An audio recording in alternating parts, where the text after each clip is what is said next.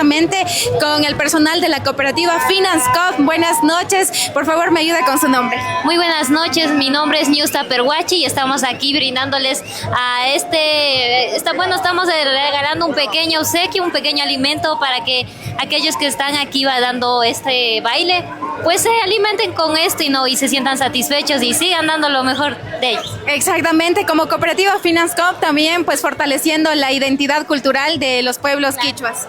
Sí, en eso estamos, por eso le agradecemos por la acogida que nos dieron y nosotros también es nuestra primera vez aquí siendo partícipes y uniéndonos a este evento, lo que es las Noches de Carpas.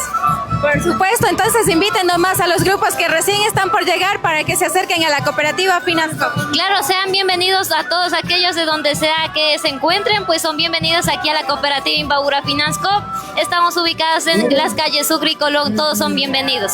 Listo, muchas gracias. Listo, entonces Machis, por acá la cooperativa Finanscoop también los está recibiendo, por acá con todo su contingente, con todo su personal, así que bienvenidos y bienvenidas a quienes están viniendo también, a quienes recién están llegando por acá, decirles que pueden llegar, ¿no? Así que vamos a seguir recorriendo, vamos a seguir recorriendo por acá. Sí, Machigus, hay bastante gente por acá también, pero pues